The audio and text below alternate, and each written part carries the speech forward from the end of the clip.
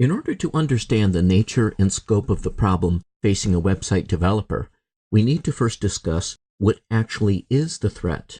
We will be covering in this video, how can you analyze the threat? What types of threats are out there? How bad is it? What threats are specific to PHP? And what are some resources to find out more?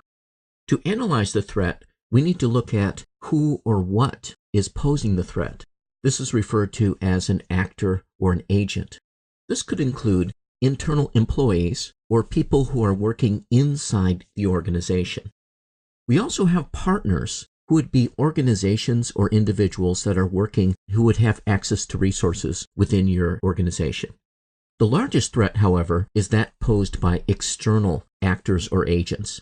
This would take the form of software such as malware, spyware, exploit kits, and a number of other agents, which we will be discussing shortly. You will also need to analyze the intentions and the motivations of the threat agents. These generally fall into one of two categories: political or ideological, and financial.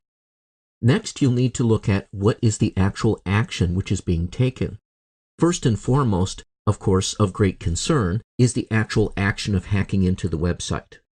We also have the threat posed by malware, which could also include a number of other related types of software such as adware and spyware. Finally, there is physical action. The physical threat has to do with actors which perpetrate physical damage upon your equipment, or physical damage which could occur through other means such as accidents or disasters. Another thing which needs to be analyzed is the directionality of the threat, and these fall into the category of push or pull. In other words, is the victim lured to another website where malicious actions can take place? Or is malicious action being pushed onto the user or onto the website through various tools, such as remote code which has been injected, JavaScript, and other threat agents? The next thing we need to look at is what types of threats are out there. These could include software, such as viruses, worms, trojans, adware, spyware, malware, and that sort of thing.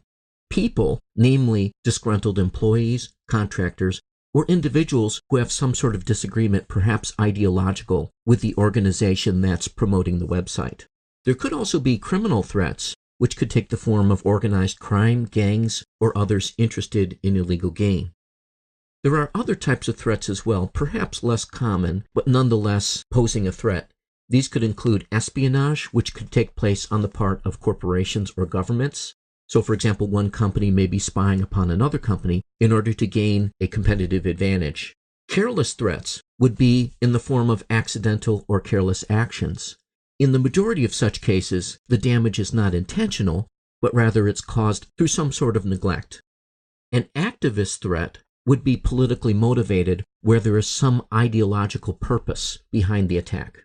And then finally, disasters could occur at any time, of course. These could include natural disasters, fire, floods, and that sort of thing, especially in the case where there are no off-site backups.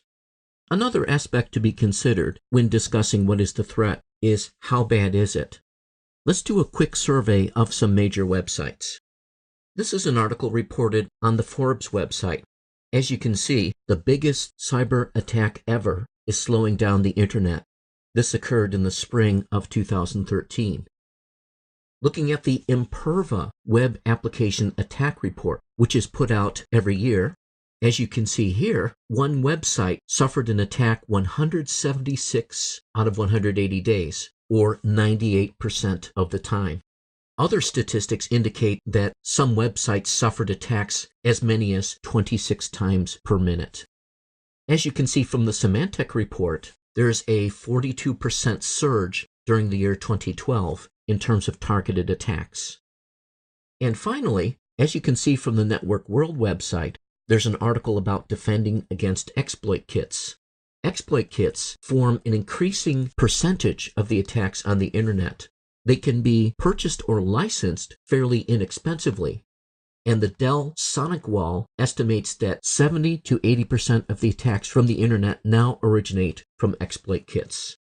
This concludes part 1 of the discussion, What is the Threat?